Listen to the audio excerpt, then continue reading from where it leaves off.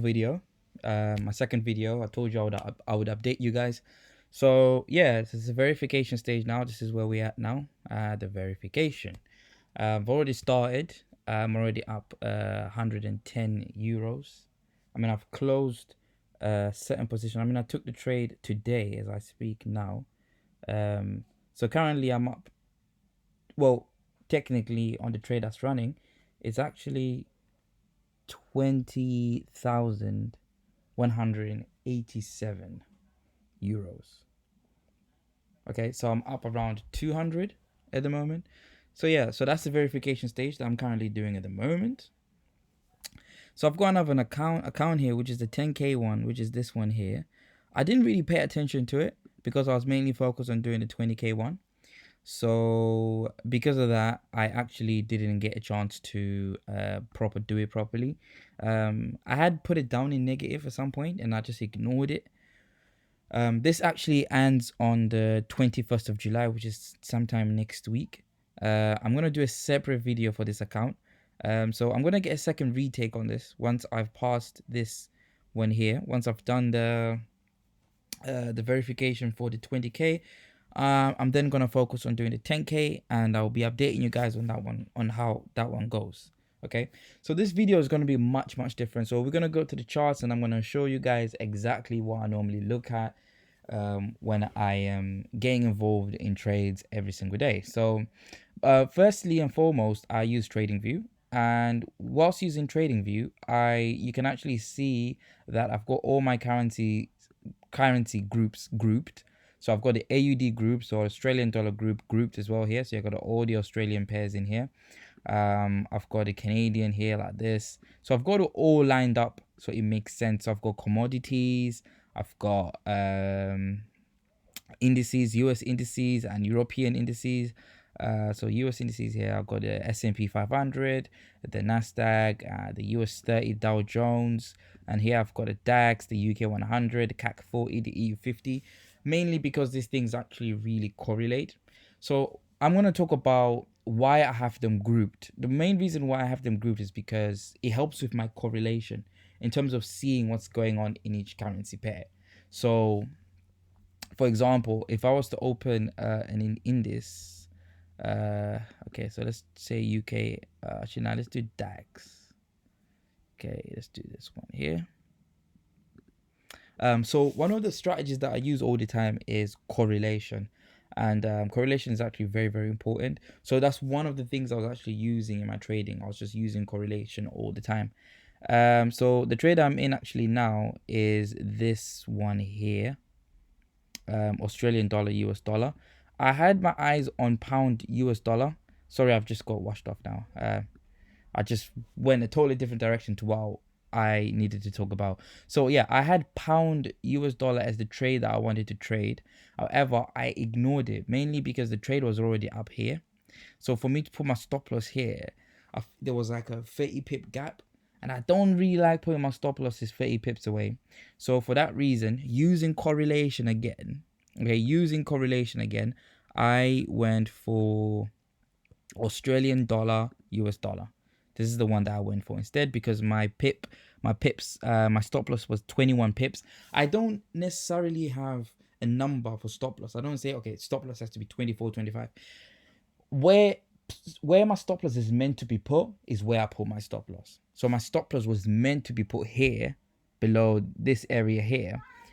Same applies as the pound US dollar. It was meant to be put around this area here, but on pound US dollar it was like around 30 pips, and with Aussie dollar it was only like 21 pips. So I said, you know what, I'm gonna go with Aussie dollar.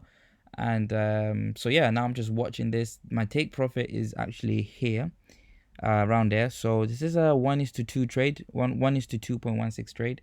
So yeah, so the risk to reward basically for pound USD was not that great for me, so I just went for Australian dollar, US dollar instead. It's generally using just pure correlation. So if I go to, okay, so we've got, okay, let me just make it, oh sorry, laptop is making a sound, I had to listen to that. Okay, so if I go to open to two screens here, and I'm gonna open the EU50 here. Okay, so okay, current.com 15-minute time frame, EU50 CAC. Okay, now you can see here the CAC 40 and the DAX. There's actually a lot of correlation in terms of their design. They're performing the same way. So the moment DAX takes off, CAC is more likely to take off. So this is like some of the information that I use all the time. I use this all the time. So sometimes when I'm doing my trading, I mainly focus at looking at the indices to see how they're performing. I look at the commodities as well, and most importantly, I look at the US dollar index. That's like one of the most important things to look at. So I've got my indexes lined up here. So I've got the Canadian one, the US dollar, the Japanese yen, the Australian dollar, the European one, the pound, the Swiss franc, and the New Zealand one. These other ones are not important at all. I don't really recommend them, that you need to have them, but I just have them in case I have to look at them. I like to do my deeper research in Forex. For me, I find Forex not to be a very conclusive thing. I find Forex to be something that you should continuously seeking out information, because everything connects in Forex. When it comes to trading, everything really connects. You can't just focus on Forex and not deal with commodities and not deal with indices. You have to look at all these other things for it to all make sense. And when you finally get a connection, it becomes really, really easy. So I normally use the dollar index. This is like one of my top favorite things to use to see how the US dollar is valued for that day. So guys, I just want to let you know, there might be, okay, so yeah, the laptop fan is on, so expect a sound when you listen to this video. So yeah, but as long as you can hear this video properly, that's what that matters. So try to ignore that sound. Maybe now I've mentioned it, you won't be able to ignore it, but let's just carry on. So yeah, so I personally focus on the US dollar index every single day. I make sure this is one of the main things that I look at. It's very important because it actually shows you how the dollar is performing that day, whether it's the 50-minute time frame, and this usually has an impact on all the US dollar pairs. So I've got the US dollar pairs here. So this normally impacts all these other currencies. Any currency that has US dollar with it, it impacts. Another thing that I found is US dollar and the Japanese yen and the Swiss franc, because these three currencies are what we call safe haven currencies. So they correlate, meaning that they move the same majority of the time. So I'll say 80% of the time, the US dollar, the Japanese yen, and the Swiss franc, they correlate. So knowing this information, when you see the US dollar index, it kind of gives you a Japanese yen index. So the value of the Japanese yen and the value of the Swiss franc, the value of the Swiss franc, because these three correlate: the US dollar, the Japanese yen, and the Swiss franc. They correlate. So because these three are major safe havens. So what's going on with the US dollar is normally what's going on with the Japanese yen, and also what's going on with the Swiss franc. So once you know that kind of information, this tool here, the US dollar index, is going to be very, very useful. So once you know the direction of where these safe haven currencies are going, it's now your duty to now use your strategy. I've got my own strategy that I use. If I start talking about this whole strategy on this video, I'll be here for a long time. But I will be making a course. Like I said, I'll be making a course. The course will be focusing on understanding safe haven currencies, commodity pairs, how they move, how to actually use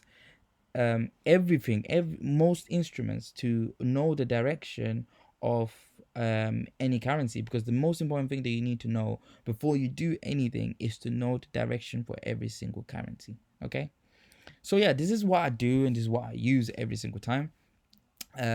So I use the US dollar currency index. So I've got other things here. So I don't really trade this Norwegian krone, whatever it's called. So you got the Canadian dollar here.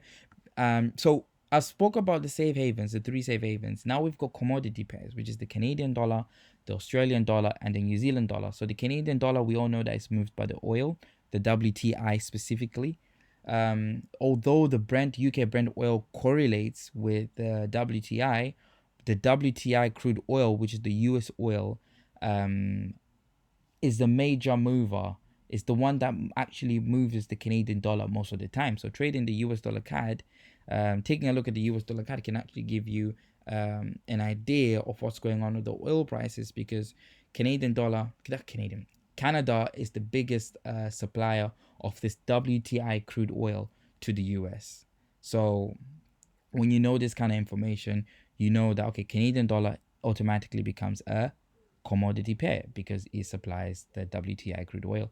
And you've got the Australian dollar, which is heavily impacted by gold, because Australia is one of the largest it's probably the second gold reservoir in the world after China.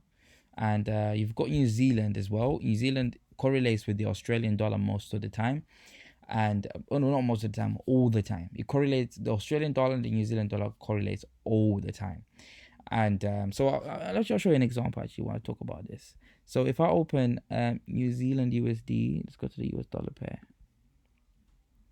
Okay, so if I open New Zealand USD and I open Aussie USD, you can actually see the similarities between these two. They actually look very, very similar. So what I understand is the New Zealand dollar is actually moved by things like corn,